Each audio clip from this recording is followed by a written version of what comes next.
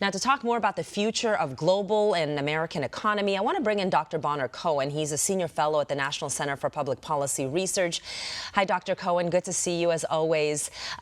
In a recent report, experts from Deutsche Bank are warning about a wave of corporate defaults that may take place in America after several banks collapsed earlier this year.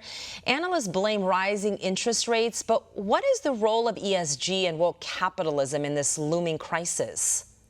The role is very serious, and it appears to be getting more serious with each passing week. The Biden administration's National Security Advisor, Jake Sullivan, gave a speech a few weeks ago that did not receive the attention that it should have. In that speech, he advocated a new American industrial policy.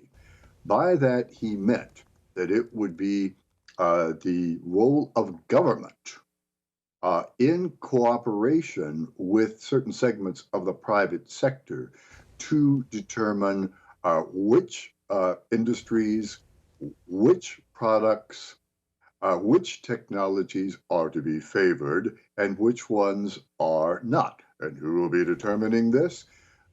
The government bureaucrats in Washington, political appointees of the current administration, in league with those companies, industries, and producers of technology that stand to benefit from the policies enacted by Washington.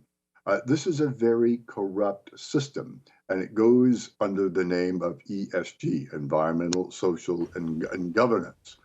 What is interesting here is that large Wall Street investment banks, led by BlackRock, State Street, and others, are attempting to invest more and more money into companies and industries they favor.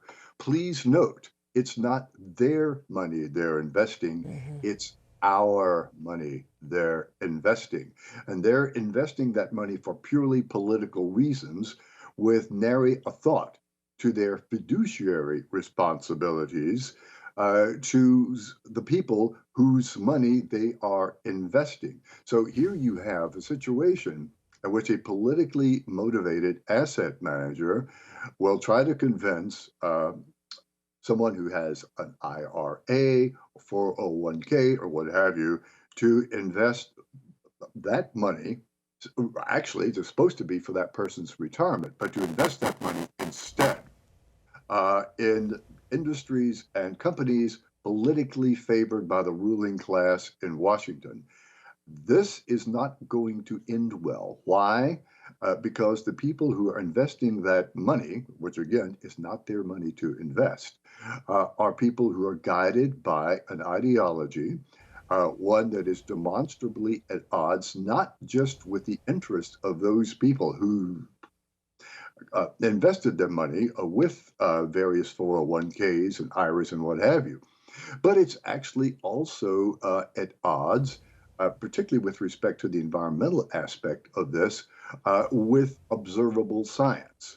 And what that will lead to is energy shortages in the United States, which we are on the verge of creating and will probably begin to experience this summer with rolling blackouts and rolling brownouts because so much money has been dumped into wind power and solar power, politically favored and taxpayer subsidized wind power and solar power.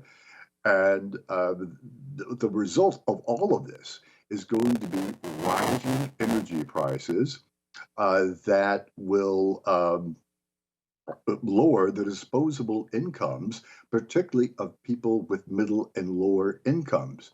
The recent collapse of a couple of banks in California, or the Silicon Valley Bank in California, for example, a lot of that money was green money, so to speak. Disastrously mismanaged by the people who ran or misran that bank. And it was no wonder that the Biden administration bailed out the depositors, because their depositors were also their political allies. Oh, okay. Well, let me ask you this. Will they achieve a transformation of the U.S. economy without bankrupting the old economy first? I doubt it. As a matter of fact, if you listen to these people say, we created X number of jobs, say in the renewable energy sector. What they don't tell you is that was just a shifting of jobs away from the traditional fossil fuel sector to the taxpayer subsidized renewable energy sector. The problem is you're not creating nearly as many as you destroyed. We will see the same thing in the transition of the automobile industry, simply because there are fewer parts in an electric vehicle, an EV, than there are in a traditional automobile, gasoline-powered automobile, which means we will need fewer automobile workers to assemble a car, which even after it's assembled, will be unaffordable to most people. Let me ask So, you about this yeah. quickly, Dr. Cohen, sorry, but you talked about the energy shortages. You've also warned about the risks to the global food supply. That's right. The global investment funds are buying farmland across the world, while the World Economic Forum's Agenda 2030 encourages a radical transformation to the economy. Quickly, can you tell us what is the bigger risk to the global food supply? Is it the green agenda or the woke corporations, or probably both? Probably both. Mm-hmm. And they're actually in cahoots and have been for a long time. The purpose of the exercise, we are told, to save the planet from man-made global warming is to reduce atmospheric levels of carbon dioxide, CO2.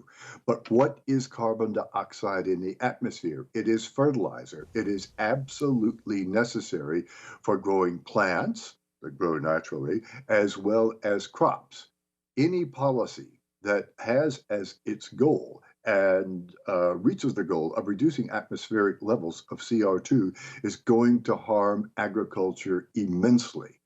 And in parts of the world which are dependent on imports of grains and vegetables and what have you, much of which comes from the United States, these are the people who are going to be suffering as a result of these policies which are being implemented. I could imagine nothing more immoral than embracing agricultural policies, climate policies that lower the levels of CO2 in the air, because it's going to do tremendous damage to agriculture.